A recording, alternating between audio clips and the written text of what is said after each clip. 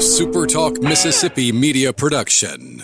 Come see your locally owned and operated Linton Glass for all your glass needs. No matter what glass you need to replace, you can count on Linton Glass. Call us today at 601-835-4336 or find us on the web at lintonglass.com. Roll pre-record on my count. 7, 6, 5, 4, 3, 2. Roll A, fade up on A.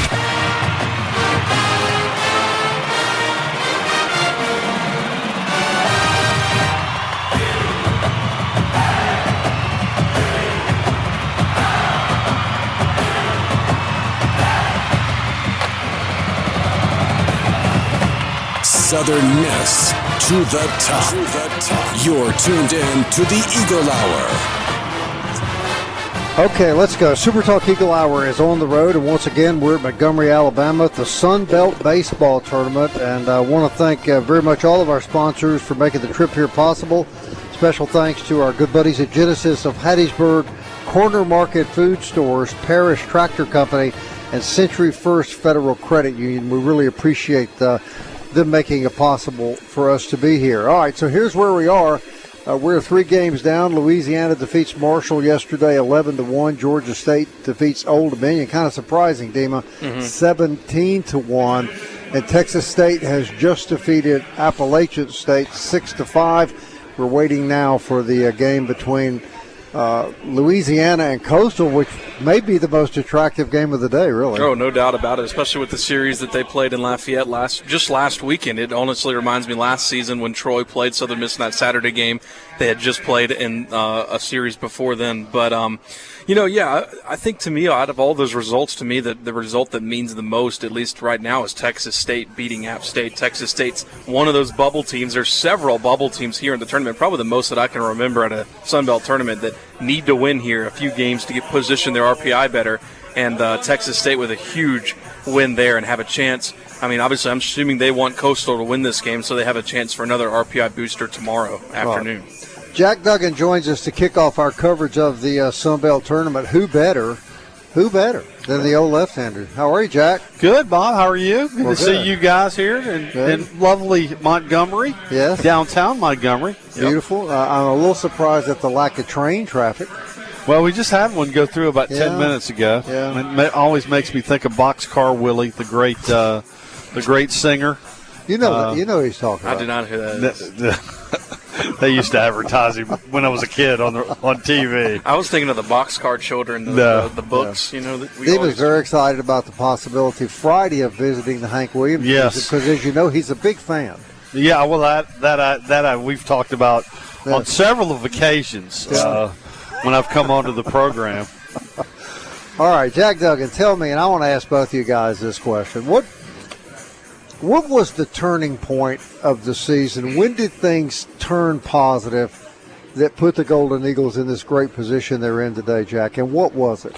I don't know if there's a defining moment. I think one thing that Coach Ostrander did was when he moved Camden Clark from the bullpen to the rotation. I think that helped solidify things for us on the weekend, and I certainly thought that we got better down the stretch. I mean, it's obvious if you look at our results, especially in the month of May where we've gone 9-0. We've won our last 20 regular season games in the month of May. So, I think that's probably, to me, that's the one thing that sticks out. Dima? Yeah, I mean, a lot of people are saying Camden Clark, and that would be my answer as well. But I'm going to throw another one out there that people aren't talking about a lot, and it's something that doesn't seem like necessarily a coaching change. It was when Dre Barrett kind of injured his hamstring, and you moved Ty Long to third base, right? It solved your DH role because now Dre Barrett plays DH, and Ty Long's been giving them exceptional play over there at third base, and it's really lengthened what Seth has been able to do at shortstop as well. And look at what Dre Barrett's done since he's moved to the DH role. He's batting like .450 over the last 2 or 3 weeks. And that's a huge part in the bottom of the lineup where during that lull, the bottom of the lineup, 6, 7, 8, 9, I mean, Oz said it on our show, like we need to find answers down there, and they found them between Dre Barrett, what he's doing. Ben Higdon's coming along. Tucker Stockman's batting much better than he did earlier in the season, and then I think Ty Long's giving you solid at bats in the 9-hole. That's a very big key to extending the lineup and getting your power guys in your first four of the lineup more fastballs to see. And if I could add to that, you look at the statistics now, Bob. I think we have 6 or maybe 7 guys that are hitting, at or over 300. And you look at the guys that have come on as of late, and Dima mentioned them. Higdon has been really good over the last 10 ball games. Russo has been fantastic. You talked about Barrett, who's been really good. I'm trying to think of other guys in the lineup. Gillespie, Seth Smith. Gillespie's been solid. Seth Smith's been solid. But there's about 4 or 5 guys in the lineup that have seen their not only their batting average and their analytical stuff jump. The ones that matter, like RBIs, have jumped. You look at Higdon. I think Higdon's driven in 17 runs over like his last 10 games. So that's what you need. I mean, you got to be able to touch home plate in this game, and you got to do it a lot. And if you do that a lot, you're going to win a lot of ball games. And we've done that as of late. I think we've scored double-digit runs in the last 5 or 6 ball games in a row. Yeah. So if we keep doing that and keep swinging the bat, the pitching's going to be there. Pitching is like ERA is like 6th in the country heading into the tournament. They get 3.55, which is just phenomenal. It's crazy. But I think hitting has come on, and you'll notice that those numbers have improved, and hopefully they'll continue to improve. Yeah. This next game, guys, is kind of a tale of 2 cities in a way. Louisiana, a lot like Southern Miss, they're playing really well right now. They're about to play Coastal, who suddenly has hit a wall.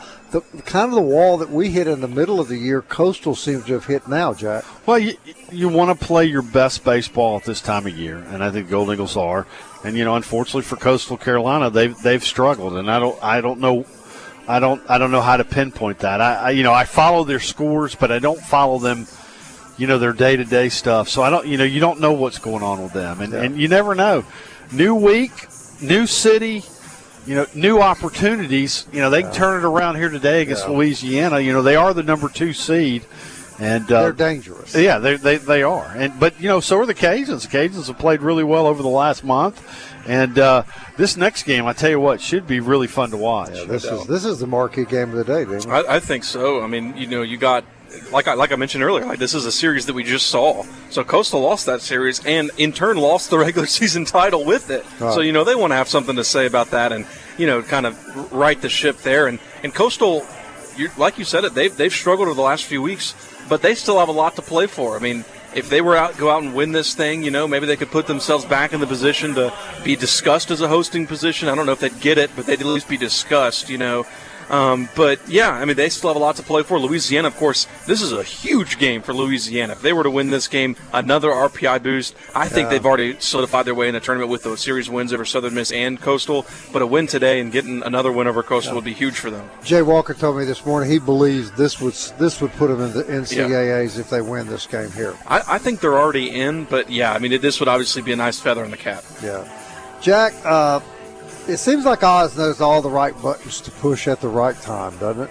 It really does. I mean, he's been successful everywhere he's been, whether it was Biloxi High School, whether it was, at Jones College, whether it's an assistant at Arkansas State or Louisiana Tech, and certainly in his tenure at Southern Miss, he's been phenomenal.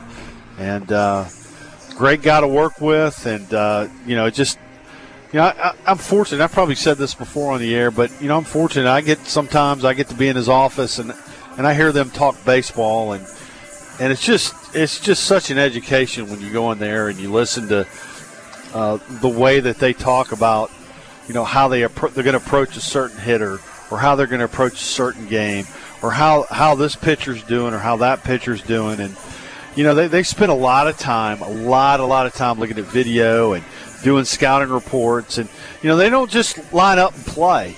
No. I mean, they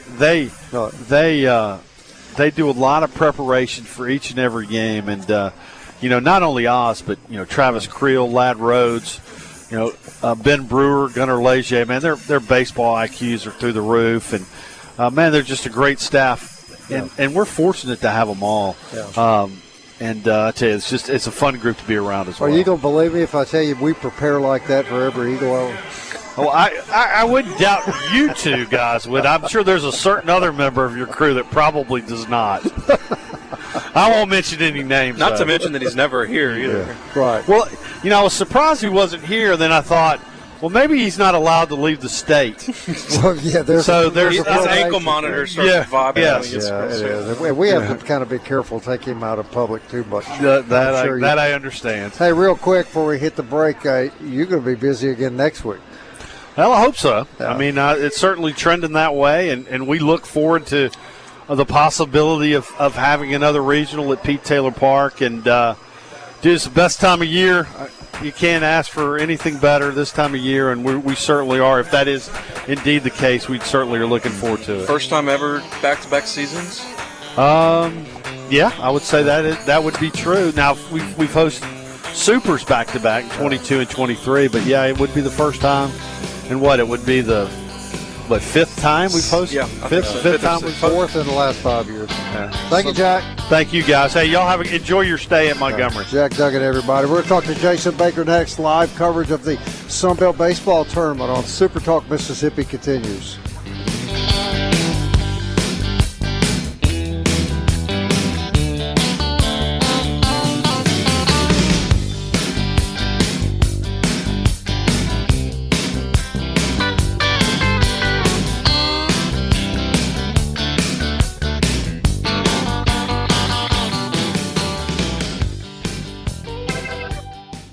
Big news from Robinson Electric Supply in Laurel. We've moved. You'll now find us directly behind our old building, right by Sawmill Animal Hospital. We're still your trusted electrical distributor, carrying everything from conduit to tape. And don't forget our full line of Milwaukee tools. Whether you're a contractor or a DIY pro, stop by the new Robinson Electric Supply at 1222 West 6th Street and see what's lighting up Laurel. Robinson Electric Supply. New location, same trusted service. Southern Miss to the top. To the top. You're tuned in to the Eagle Hour. Okay, everybody, welcome back. We're live in Montgomery, Alabama, 2026 Sunbelt Baseball Tournament special 3-day coverage, sponsored by our wonderful friends at Century First Federal Credit Union, Parish Tractor Company, Corner Market Food Stores, and Genesis of Hattiesburg, and, of course, all of our other great Eagle Hour sponsors. Jason Baker joins us now as the game's underway, and guys, Coastal and Louisiana. Coastal's pitcher just hit 3 straight Louisiana batters to load the bases. So the bases are loaded. Yes. Right, okay. Jason, of course, does the ESPN Plus broadcasting of Southern Miss baseball, a lot of other things, but we're here to talk about baseball. That's right. And some also now involved in the radio broadcast. I want to go to the ESPN thing first. Okay. We were talking off air, Jason. That has changed the face of college athletics because now no one ever misses a single pitch. Well, I think it's changed this sport more than any. Yeah. Right. I think, number one, there was an audience that wanted to see more college baseball out there. And obviously, linear TV has chosen different routes. They'll put on bowling before they'll put on college baseball. So what did ESPN Plus do? It put it out there for people to consume it. And you're right. One of my closest Golden Eagle friends, lives in Washington, D.C. He doesn't miss a pitch, Bob. And, I mean, it's a benefit to him because he can feel like he knows the team versus where he only is coming to Pete Taylor Park maybe 1 or 2 times a season, right? But yet he has this interconnection to the team because you're watching them on TV every single night, just like a closed-circuit Major League Baseball broadcast, right, where you're following your team every single night. I mean, like 10 years ago, even like 5-10 years ago, you were just happy if Southern Miss got on TV, once or twice during the postseason. 100%. And now it's every single game. And keep in mind, some credit needs to be given to our administration. Yeah. Like, they didn't have to put baseball on ESPN Plus. It was not contractual, I don't believe, in the early portions of the ESPN Plus contract. But Jeremy and Lee Field and other admins felt like it was important. Our product was good enough.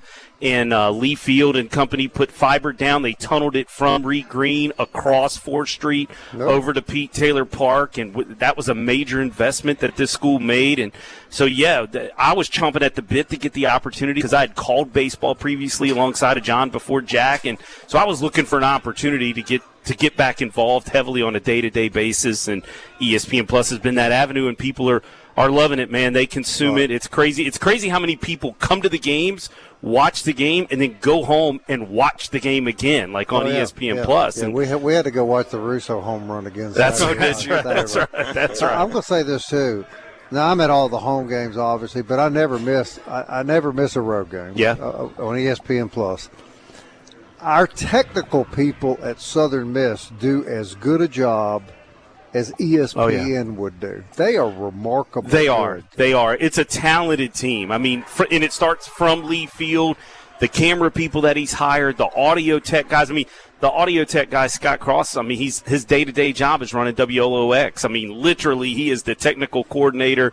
He is responsible. If that station's down, it's on Scott. If that station's up and working right, it's on Scott. So he's working the same games, for us that he's doing for his day job, and that is fully on the school. I mean, that was the investment, if you will, into that. Jeremy had a foresight to say this is going to be important because you've seen it with other schools, right? They're crossing over. They're utilizing radio broadcasts when they shouldn't be. They're not investing. It's one camera angle or maybe two. And, I mean, I think Saturday for the regular season finale, I think we had 1, 2 above home in each dugout, center field, behind home. So we had 6 cameras, I think, at Pete Taylor Park, and that's pretty much the average, and it's incredible. And I think it shows. It shows that it cares and it matters to us. I mean, I think it matters, too, of when Southern Miss is on these lines of regional hosting and not, too.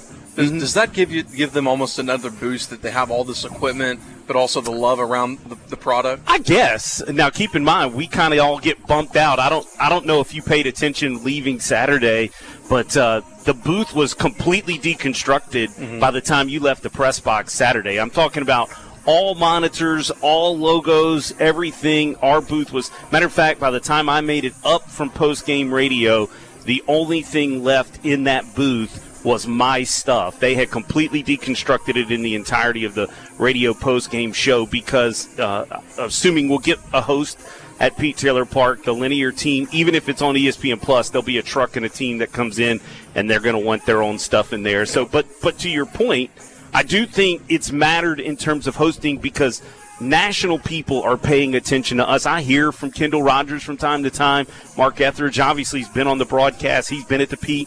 He tells me how much he watches our broadcast. So I think from a national perspective, the people that matter, the people that are talking about college baseball are paying attention to us. Yeah, I think it helps. I think you're right. Yeah, it does. I agree. Exposure, you couldn't pay for the exposure. No, not at all. And I mean, just think, Pitching Ninja has used our stuff when Jackson Flora came in this opening weekend of this season. So, there's people that are paying attention that know Southern Miss baseball as a brand, and I think a lot of it's got to be to the shoulders of ESPN Plus.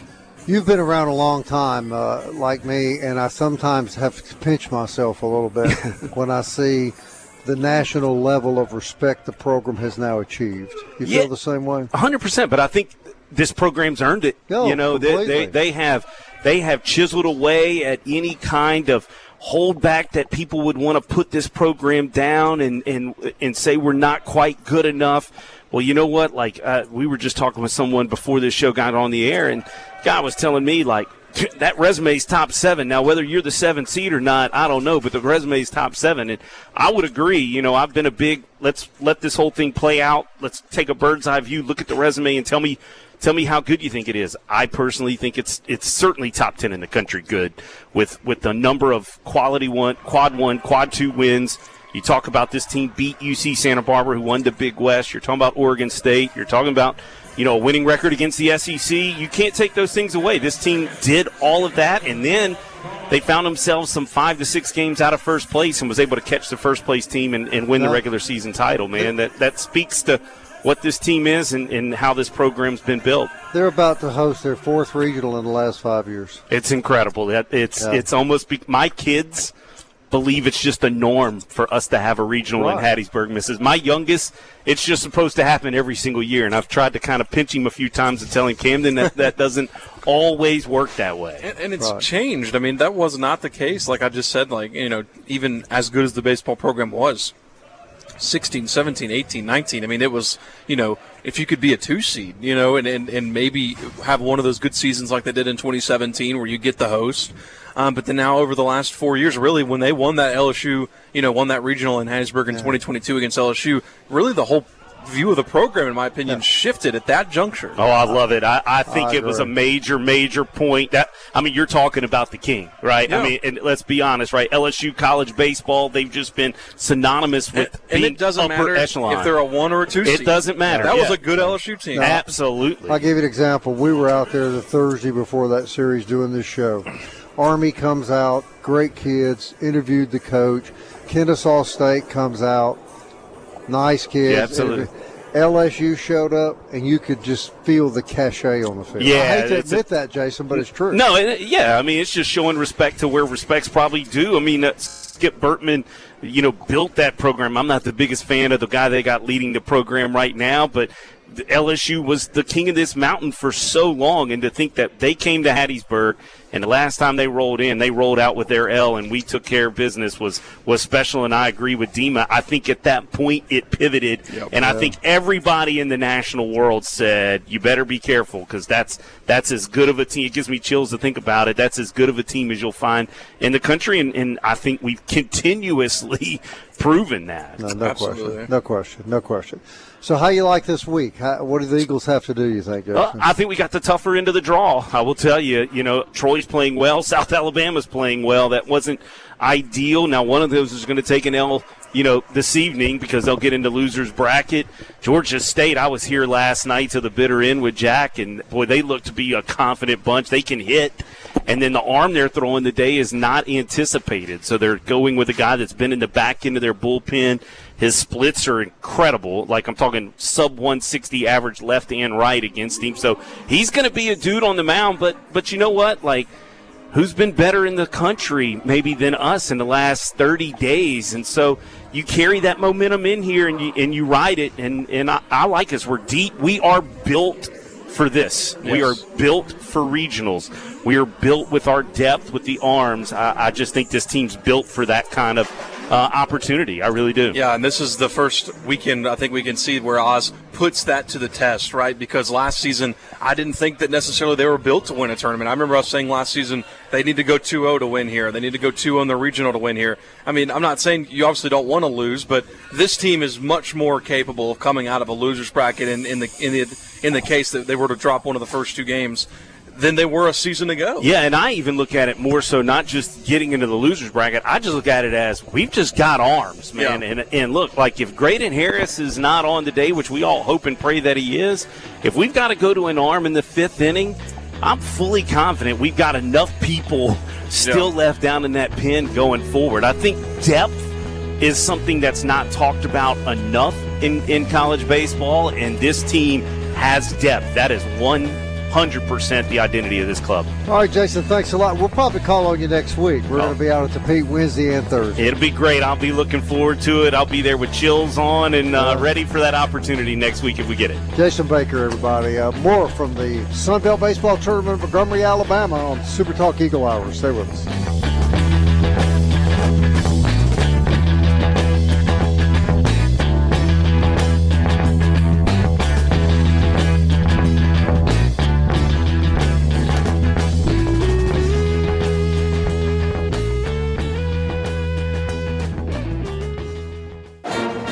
Eagle Hour. Southern Miss to the top.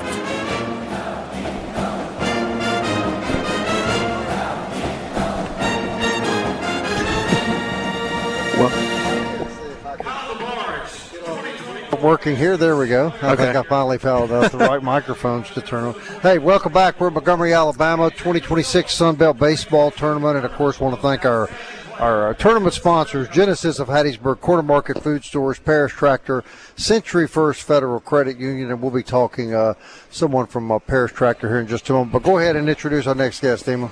Yeah, we got Patrick McGee, Stats McGee, as we like to call him, on the phone, on the line with us today. Patrick, thanks so much for tuning in here. We are live in Montgomery, so Southern Miss is about to take the field in a couple of hours against Georgia State. But I guess first off, before we get into the analytics of all the tournament things happening this week, how do you think this week's going to go for Southern Miss? Yeah, I mean, I think it sets up pretty well, the bracket. I mean, I think, Georgia State, when you get one of those top 2 seeds, you avoid facing someone's ace. So I think that sets up well for them. And then, Troy, South Alabama, I mean, that's not going to be a gimme. But, I mean, I think those are, games that you'd be favored to win. So I think, it sets up pretty well for them to, get to the championship game. But certainly Troy and South pose at least somewhat of a threat. I honestly was looking at the bracket and thought that it was probably one of the more favorable draws you could ask for. And I know they're the 1 seed, but sometimes the seeding falls where the draws aren't necessarily great for the 1 seeds. But, Coastal, Louisiana, App State, Texas State, all on the other side. I mean, that's pretty nice. Yeah, it is. I mean, I guess the only thing you would say is a negative about that is that, the higher RPI or the better RPI teams are on the other side of the bracket, so you don't necessarily get that bump that you would getting on the 2 seed side of the bracket. But I mean, that's, I guess, probably not a dramatic difference. Troy and South have decent enough RPIs, although Troy's record isn't great, which is that's half the formula of your opponent's record. But I do think it is a pretty favorable draw for them. All right, Patrick, I think we all know there's going to be a regional next week. It's not official, but it would be a shocker, probably the shock of the century if they didn't get one. But I'm curious, and I hate to even bring this up in a broadcast at the Sunbelt Baseball Tournament, but sort of the shocking early departure of Ole Miss yesterday, losing to a Missouri team which had not been very good, pretty much knocked them out of a regional, and if so, the odds that they now end up in Hattiesburg. I think right now I would still bet against it just because of the way that they're doing the seedings now, where they're either pairing the 17th or 20th, which are the top 2 seeds, with the bottom 1 seeds, which would be 13 and 16. I think right now USM is in that 9 and 12 range, which means they would avoid the 17th or 20 teams. So, I mean, we have no idea how the committee is going to kind of rank these teams 17 through 32. But if the consensus holds, Ole Miss will be in that first quadrant, and that would put them in a pool or in a pod that would avoid Hattiesburg or so it would seem. All right, and this is all speculation, but your best guess right now is who is the highest probable number 2 seed in Hattiesburg? I think Tennessee would be a possibility. I think someone maybe in Arkansas, although I think Arkansas could potentially be in that. I think I actually have Arkansas in the 17th team right now, but I think Tennessee would be a possibility. Oklahoma, perhaps. Maybe someone like a Wake Forest or an Oklahoma State. Teams kind of in that 21 to 24 range. But I mean, if I were to bet on it right now, and this is just a guess, but I would say maybe Tennessee is maybe the most likely, which I know people aren't going to be thrilled to hear that. But No, well, I would just be shocked. I'd have to see it to believe that there would not be an SEC team in the mix. Yeah. I think I mean, you would certainly think so with 11 or 12 SEC teams in the field, and you're going to have probably 9 non-SEC hosts. So I mean, the math is kind of makes an SEC team in Hattiesburg pretty probable, especially when you factor in that Hattiesburg's right in the middle of the SEC territory. Patrick, I wanted to ask in more of a discussion-based question of what Southern Miss would have to do to get a top 8 seed, and you posted on Twitter why you were skeptical of that idea, and it's something that I've said on this show before, that last season Coastal arguably had even better metrics than Southern Miss, came here as regular season champions, won the Sun Belt tournament, and was rewarded with the 13 overall seed, not even remotely close to a top 8. And you posted that on Twitter, which I totally agreed with. But in your mind, what would Southern Miss have to do, or what help would they have to get to get a potential top 8 seed? Yeah, so I did some research on this on Sunday night, and so there have been 19 teams in the BB Core era, which is when they changed the bats in 2011. I kind of use that as a breaking point. there's been 19 teams outside of the Power 4 or / Power 5 conferences, when the Pac-12 still existed. 19 teams outside of those conferences that have finished with a top 12 RPI on Selection Day, and only 5 of those ended up getting a top 8, and 4 of those won their conference tournament. And the only one that didn't was Cal State Fullerton, and that was because at the time the Big West didn't have a conference tournament. So, they won the regular season. That was the automatic bid.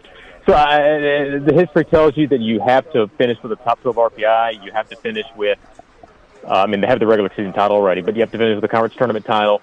Get some help as well. I was just, following about 15 minutes ago. I don't know what the score is now, but I know Florida was beating Vanderbilt 3-0. Florida's very much in the mix for a top 8. Florida State doesn't play till Friday, but they're right in that mix as well. And then Texas A&M.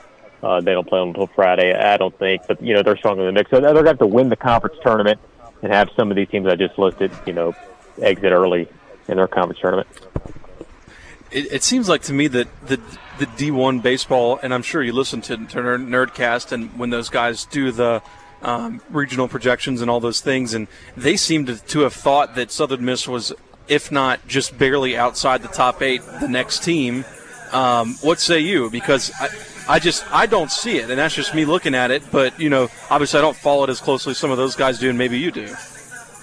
No, I agree. I think D1 is a little higher on their seed than I am. They had USM as 9. I had USM as 11. I think Baseball America also has USM 11. I just think right now their RPI is a little bit behind those other contenders. Some of these other metrics that are being floated out there, like the DSR, they're a little behind Florida State, and Texas A&M in that. And then also the committee factor. A lot of people have brought up. Obviously Jeremy McClain is on the committee, but Florida and Florida State's ADs are also on the committee. And Florida State's AD is the chair of the committee. So, it helps to have McClain on the committee, obviously, but, it's a little bit canceled out by the fact that, 2 of these other teams that are contending with for a top 8, they also have representation on the committee as well. When does the committee actually get together? Do either one of you guys know? Sunday, isn't it? Sunday? I believe, I think they get Saturday, to Indianapolis maybe on Friday and then stay there through Sunday. I think Friday through Sunday maybe. I don't know for sure on that. But I think they get to Indianapolis either maybe Thursday, but I think Friday and then through Sunday. All right, and I know it's not official, but there will be baseball at the Pete next weekend, correct? I would think there's a very strong possibility of that, yes. Yeah, I can't imagine any scenario. The only way is if they were to go 2 and out here, and then then you might be still on the bubble. But I think they've done enough. But Patrick, as we look across the Sun Belt this weekend, I don't remember a tournament with this many teams on the bubble. They could play themselves into the NCAA regional. Certainly Louisiana, who's playing right now, in that mix. But Texas State got a big win earlier against App State. You mentioned South Alabama and Troy. Of course, they would be, they would have a great chance of getting in the tournament if they were to knock off Southern Miss. So a lot of teams in this tournament playing for an at-large berth. Yeah, man, I had 4 Sun Belt teams in my latest projection. I had Troy and South in my next 5 out, which is just after the first 5 out. I think ULL has the best positioning right now, just based on having those series wins over USM and Coastal. I think that's a big feather in their cap. I think Texas State just behind them, having that head-to-head sweep over ULL, but I think, they're in a kind of a precarious position just because of bid stealers. But then Troy and South Alabama just kind of behind them. So right now I would say a 3-bid league, maybe 4, depending on what bid stealers do. And, if one of these teams outside of ULL that are on the bubble can maybe play their way in. Want to update you, we're at the bottom of the second inning here with Louisiana leading Coastal Carolina 1-0, but Coastal just got a double, got a guy on second base. And real quick, before we run out of time, Patrick, is there a dark horse here in Montgomery you think could surprise everyone, and we're about out of time? I guess I would say Texas State maybe. Seems like they've been playing well since the shortstop got kicked off the team, so I would say Texas State. Yeah. What did he say? He said they've been playing well since their shortstop got kicked off the team. That was funny. Well, and when the first baseman almost got taken out by Southern Miss's second baseman in the in the game in Hattiesburg, it would be interesting to see him play and to see if those guys would continue to get along.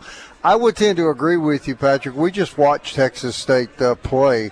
And I got to tell you, they look like a big, strong, athletic baseball team that could surprise anybody, really. Yeah, they've certainly had a good offense, and they switched up the rotation a couple of weeks ago, and they've been playing better since that happened. So it wouldn't surprise me to see them, maybe get to the final. All right, Patrick, maybe you come join us in person next week when we broadcast from the Pete, and you'll see just how good-looking we really are. Well, I might have to do that on Friday or on Wednesday and Thursday. We'll be at the Pete. We'll be in touch. All right, my friend. Okay. Thank you, Patrick. We appreciate it. All right, thanks, guys. All right, Stats McGee from back in Hattiesburg. Super Talk Eagle Hour continues from Montgomery, Alabama. Next, stay with us.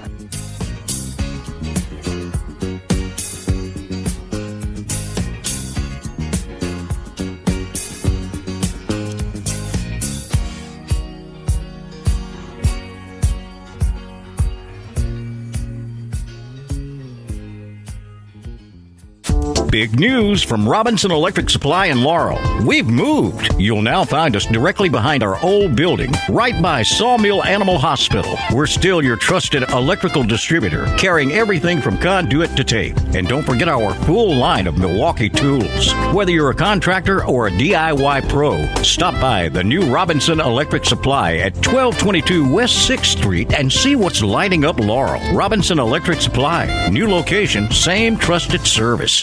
You're tuned in to the Eagle Hour. The Eagle Hour. Southern Miss to the top. All right, welcome back to Montgomery, Alabama. We head to the top of the third inning in this afternoon baseball game between Louisiana and Coastal Carolina. A game with a lot of implications. The Raging Cajuns leading right now 1-0 as we head into third. And if we can catch up with Jordan Carlisle from Paris Tractor, we'll be happy to talk to him in just a minute. I want to thank Genesis of Hattiesburg, Corner Market Food Stores, Paris Tractor, as we mentioned, and, of course, Century First Federal Credit Union. Important game here, Dima. Two really good teams, and two can both make the regional. Yeah, absolutely. Yeah, both Coastal's for sure in, and then Louisiana. I still think they played themselves into the tournament, but it would be nice to get one more. You know what I'm saying? Like, this is a nice RPI team, Coastal with the top 25-ish RPI. Another top Q1 win for Louisiana would be a nice feather in the cap. I think they've already done enough. You have series wins over Southern Miss, who's going to be a host, and you have a series win over Coastal. But, like I said, it'd just be nice for them to get another one. Golden Eagles going to play Georgia State here at 4 o'clock. They're 26-28, 14-6. They scored a ton of runs last night. They did win a game against Coastal. They lost their series against Coastal and Louisiana, both schools that are on the field right now. Do they present any danger that concerns you? Yeah, I mean, I think any team who scores 17 runs in a game, starts to, in your head, you're kind of like, ooh, maybe they're seeing the ball well and things like that.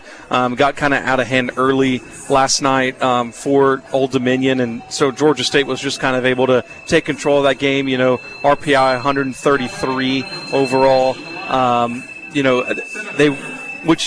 You mentioned it, they scored so many runs, but what's surprising is when I crunch the numbers, Georgia State, at least statistically, has ranked dead last in the Sun Belt in batting average at 262. They only hit 35 home runs, this season. Their team ERA is just really bad, 11th in the Sun Belt Conference, 6.17 ERA. So statistically, not a good team. But sometimes when you get in these tournament atmospheres, you just kind of find yourselves. And so Southern Miss would obviously hope that wouldn't be the case at 4 o'clock today or whenever that game starts. Doesn't look like it's going to get going at 4 o'clock. But yeah, so, I mean, I just think anytime a team has 17 runs, it kind of makes you a little nervous as a pitching staff because they're seeing the ball well. Right. And then later tonight, after the Southern Miss game, we'll have Troy and South Alabama.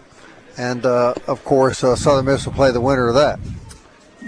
If they beat Georgia State, they will. Yeah, absolutely. And that's going to be another good game. We talked about this game a lot, Coastal Louisiana being a good game, but South Alabama, Troy, they played a great series earlier this season. Troy, of course, won that series, but, South Alabama's been playing good baseball. Troy's been playing good baseball. Again, both those squads needing some more wins to put themselves in a position to get in at large bid. And really, you could name South Alabama, Troy, Texas State, and Louisiana as 4 Sun Belt teams all in that, just right on the bubble. And so that's why these games are important to them. Well, it's fun. It is a fun time of the year. There's no question about that. But you're right. Tournaments are a different animal. Yes. And it's just not unusual to see somebody who's been pretty quiet all year jump up and make a real serious run in a tournament. Yeah, and I really liked Patrick McGee. When you asked him who's that dark horse, I liked his thought on Texas State. They've been playing really good baseball. They were preseason top 3 team in the Sun Belt. Everybody thought this would be kind of a bounce-back year for them. They went through some injuries, went through some, in the locker room stuff like he was talking about with the shortstop. And after all that kind of, went to the wayside, they've kind of found themselves a little bit. They've been playing really well, and once again, that's another team right on the cusp of a regional berth by at-large purposes. Big physical baseball team as well. Mm-hmm. All right, Louisiana has a runner at first. Let's see, 1 out, leading Coastal 1-0. They had a great opportunity early in the game. They loaded the bases with no outs and only get 1 run out of the deal. Yeah, that's never good. You want to try to get something going there, but these are 2 good arms. Both Coastal and Louisiana have really good pitching, so I kind of expected a game like this against these 2 squads. Low scoring like it was this weekend in Lafayette. You've never seen a situation this year, have you, where a baseball team loaded the bases with no outs and only got 1 run? No comment. If I made a comment on that, I'm sure I'd hear it from the team. Have you got a prediction, by the way, in the last couple minutes that we have left today? Oh, my gosh. Well, I mean, I'd said that Southern Miss is by far playing the best baseball right now, and I would take their, rotation and pitching staff against any other team here. And if the bats travel, I mean, they're just going to be really difficult to beat. And historically, Bob, they play pretty good here. Yeah, and we should mention, since we were on the air the last time, is that they kind of mopped up with the awards in the Sun Belt. Oz is the coach of the year. Yes.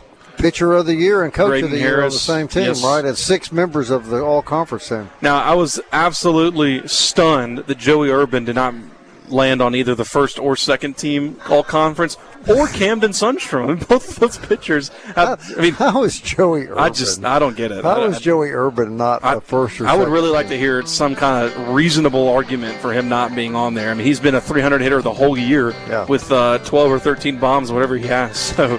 All right, that wraps up our first day of coverage, but we're here all week. Got a great show coming your way tomorrow. We're going to have Jay Walker from Louisiana Lafayette on the show. Also, Mark Etheridge from D1 Baseball. So a great reason to tune in for day 2. Southern Miss getting ready to play at 4 is the scheduled time this afternoon. We'll be back on the air tomorrow at 1 o'clock. Thanks a lot for listening, everybody. More from Montgomery tomorrow. And until then, Southern Miss to the top. I wanna fly like an eagle to the sea. Fly like an eagle, let my spirit carry me. I want to fly like an eagle till I'm free. I go through the revolution. A SuperTalk Mississippi media production.